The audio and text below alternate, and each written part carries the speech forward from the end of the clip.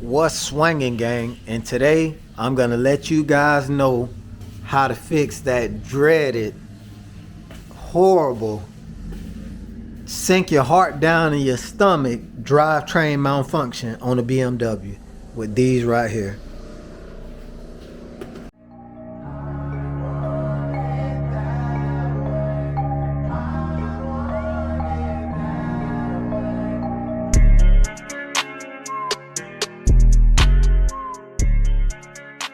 Drivetrain malfunction does not mean that the engine is gonna blow, something is wrong with it, or you bought a bad used car. I'm gonna let you know exactly what 98% of the drivetrain malfunction usually means. And that's one. You can see here, I'm gonna try to show you guys this top here. That's 1, 2, you can barely see that one, 3, and 4 is in the back. Those are the coil packs, and up under those coil packs are the spark plugs, guys. 9 times out of 10 when you get a drivetrain malfunction, it's because it's either a spark plug or a coil pack is going bad. It's not anything bad, but it's 2 other things that it could be, and these 2 are a lot more serious if you get a drivetrain malfunction for these, and that's the fuel injector.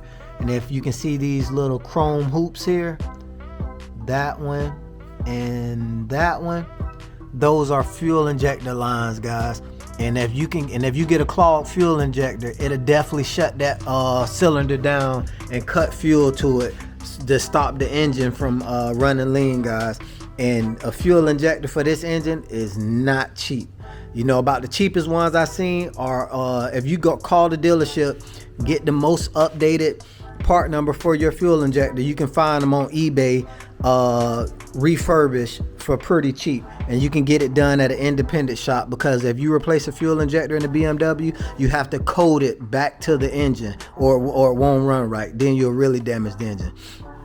That's the first horrible drivetrain malfunction you can get, a clogged fuel injector. And the last one is the worst one, and that's a bad DME, ECU, or whatever you want to call it, car computer.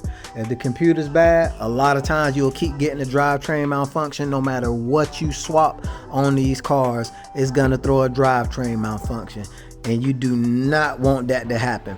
The only reason I'm swapping my coils is because I had a drivetrain malfunction and it said cylinder 8 misfire. So what I did is I swapped the coil and the plug to cylinder 1. Drove it around again, the misfire switched to cylinder 1. So that means it's either the coil or the plug. The plugs are brand new, so the only thing left is the coil, the coil, which I ordered 8 of them. And these are the newest version L-door coils. They're a hell of a lot stronger than the factory coils. And if you need that code for this L-door coil, it's right here. That RS 3516 S00100. And I ordered these from FCP Euro. And these have lifetime warranty, guys. If you order anything from FCP Euro, I'm butchering the name, FCP Euro, it comes with lifetime warranty. So once these go bad, I order me a new set, ship these back, and I get refunded, because these were $200 for all 8 coils, guys. So you'll never have to pay that $200 again. You're always gonna send the old ones back and get refunded, and that goes for any part on this car. It comes lifetime warranty besides fluids like oil and stuff like that. But air filters are included, but oil and transmission fluid and stuff like that, no lifetime warranty. But any part, like physical part that you swap out besides fluids, it comes with lifetime warranty, guys. So let's get these coils swapped out so I can show you guys how easy it is. Before we get started, these are some things you might want to have. 1, an extension. And what this extension is good for is, I'm going to show you right now. Sometimes when you pop this piece up, you pop this lever up on the top and it automatically pushes the harness out. But sometimes it's hard to get your finger in there and pull up, because you see that thin plastic.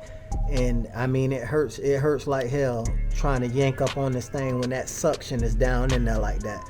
So you can slide this through there, grip it with both fingers like that, and get a better pull, and it pops right out. So you definitely want to use some type of socket extension to take these out. And third, well, and the last piece we're gonna need is a Torx bit. This is a T25, and that's to take the intercooler reservoir loose, because a coil sits right up under it and it's hard to pull out if you got this tank in the way. It's just three Torx head screws, guys, and it leans right out of the way and you can pop it right up. So let's get right to it. Sorry gang, but my camera was tripping and only the end of the coil pack removal was caught on film. I don't know what happened.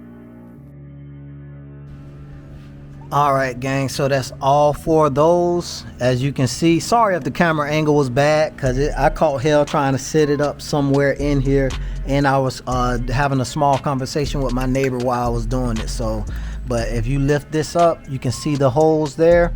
1, 2, 3, and 4. All of the coils are out, and these are the pigtails that slide out when you take it out, guys. I mean, it's so easy. And I slid these O2 sensor harness off of this little piece here. You just pull up and it slides off, and that pops right out of the way. And don't be scared to take this off, guys, because these lines are very flexible, and it's just these 3 screws right there. 1 there. I'm gonna show you the other one. 2 here, up under my hand right there, and the third one is right here, and then this pops right out, and it's a T25 Torx bit, guys. So now all I have to do is this side. This side is a lot easier. You just use a I think it's a 10 millimeter. Take this vacuum canister off. You can slide the vacuum line right out of it. It releases the built up vacuum, because as soon as it cranks back up, it'll build that vacuum back up in that canister.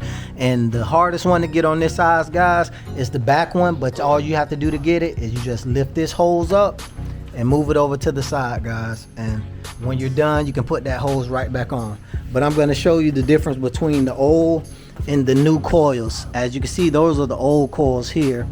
And they are, I don't know why that one looks so bad, but they are plastic, well, rubber all the way around. The Eldor coils have a shield on it, and weight wise, the Eldor coils does feel heavier than the stock Bosch Germany coils. If it'll focus, if the camera focus, yeah, the Bosch Germany coils. So, but everything else looks pretty much the same.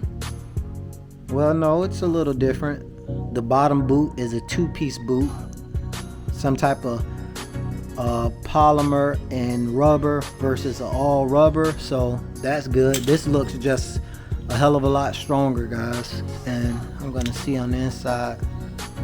No, they look about the same. Yeah, the Bosch one has this high voltage sign on it. Like, I mean, if you don't know that that's a high voltage coil, then something's wrong with you. But yeah, so I'm gonna get these other 4 taken off on camera, guys, and then I'm gonna install these the reverse way. You know, I just wanted to let you guys know exactly what causes that drivetrain malfunction 90% of the time, 98% of the time, I'm sure, and the other 2 things what could be very harmful to the engine that causes those things. And the 2 things that the 98% are usually the coil and the plug, and the other 2 things, guys, is the fuel injector and the computer. You know, that's the last thing you want it to be with a drivetrain malfunction. This thing is going to the track very soon. You know, this was the last things I was waiting on, was these coils. So this car is finna go to the track. You know, I'm gonna do a couple pulls, probably race the M6, race a couple other cars on the track, so I can get some horsepower and well, I can get some times, some 0 to 60 times, some 1/8 mile times, 1/4 mile times, you know, 60 foot times. before I do the methanol injection and stage 2 pure turbos. So look out for that. Auto Lust out.